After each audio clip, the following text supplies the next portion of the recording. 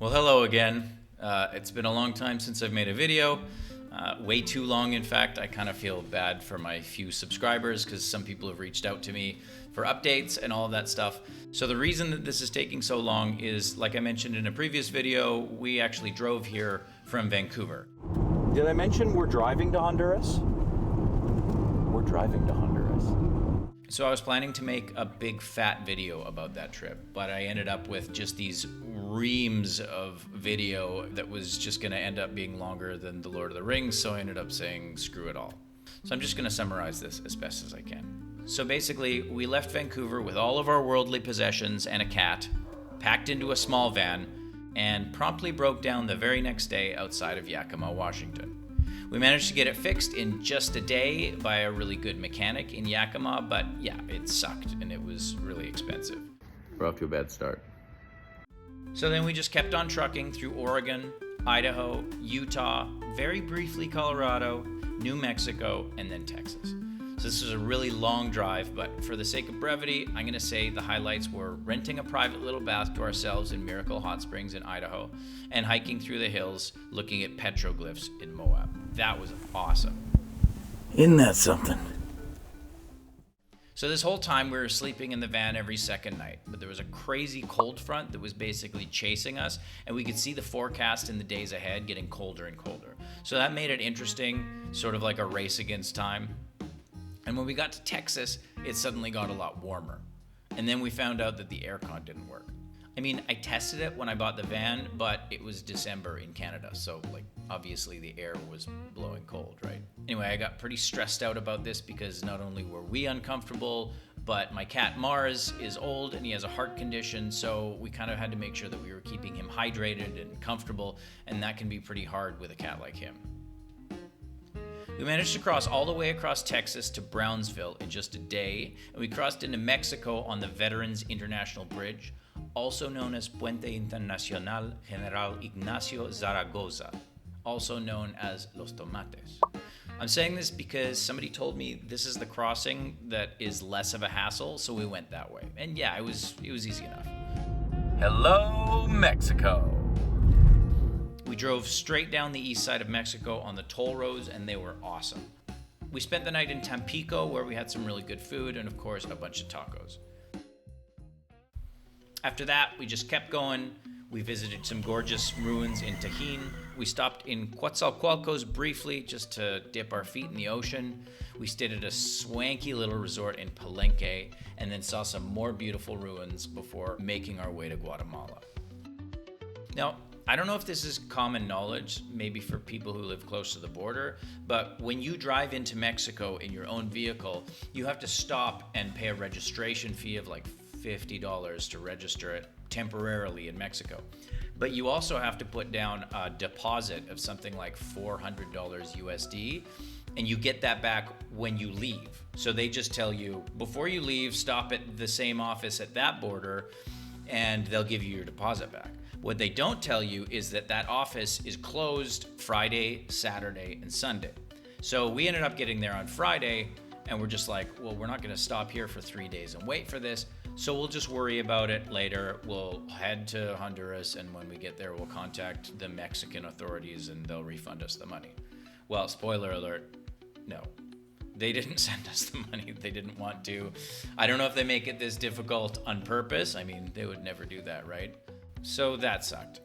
But you know what doesn't suck is driving through the Guatemalan countryside. Seriously, from the minute we got into the country, the vibes were just so great. Everyone just seemed extra warm and welcoming and helpful.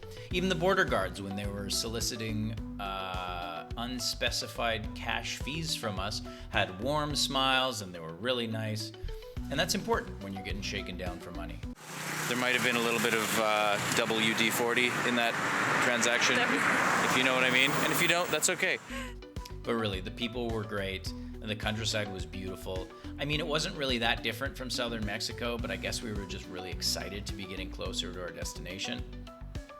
Eventually, we stopped for the night in Flores, a really picturesque little city in northern Guatemala, where there was some kind of fair going on, which was pretty cool, but we were just too tired to figure out exactly what was going on, so we just kind of wandered around and took it in until we were too zonked to stay awake anymore.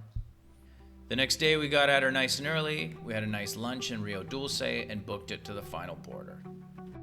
Now, the border between Guatemala and Honduras is just pure chaos. I think most of the people that we talked to said that this was the hardest border to go through. All I can say is that there's a page that you can go to on your phone beforehand and fill out all of your immigration info. So I highly recommend doing that, because sitting on your phone in the one corner of the border area where they do have enough reception and filling it out there is not a lot of fun. So basically the process took 3.5 hours or so to get the car registered, inspected, get all of the CATS documents, and do immigration for ourselves. And then by the time we were finished, it was 10:30 at night, and the guard of the gate had closed us in and said, well, it's closed now. And we just kind of looked at him for a while until he was like, yeah, okay, you can go through. Like, I don't really know what he wanted us to do. We would just have to sit there in no man's land until the morning. At this point, we were driving in Honduras, which may or may not still be the murder capital of the Western Hemisphere, in the middle of the night, and we were looking for a hotel. We lucked out and found a really cool little Airbnb resort thing on the beach in Omoa, which was very welcome. The next day we got a flat tire first thing, got it fixed for $5, and then followed Google Maps into about 100 kilometers of gnarly off-road through unmarked villages and continually narrowing dirt roads, doubling back several times until we found the main road to Tela again. Do not, under any circumstances, do this. Just go towards San Pedro Sula and follow the signs. This was a very sketchy time. We made it to La Ceiba, slept in this Airbnb that was kind of a house in a mini village that was sort of a gated off parking lot almost, and then got going in the morning, as explained in this brief video where I seem to have a lot more chest hair than normal. Okay, maybe not that easy. We had a flat this morning when I pulled out, so we just changed it in friggin' record time. That was like 5 minutes. That was pit stop time, and we're racing to the ferry. We got maybe 35 minutes before it goes, but we got to take our roof rack off somehow and store all the stuff that's in the roof rack. So hopefully we get there on time and they let us off. And they're also on island time already. Should be all right. Anyway, we ended up making the ferry. It cost $500 USD to get our car on board because it wasn't actually a car ferry, and they had space for like one car in the hold, and they just drove it on for us. We were ridiculously excited to finally be at the end of our trip and finally see the house. So we raced across the island from the airport all the way to the bumpy and rutty roads of East Roatan and finally pulled up. We were home. Now I'll leave the details of our arrival and the house itself for the next video because there's a lot to talk about, but I'm really glad that I could put this all together so that I could say to people who ask me what it was like to drive all that distance something other than, well, it was really long. In any case, thanks for watching and thanks for waiting so long. Until next time.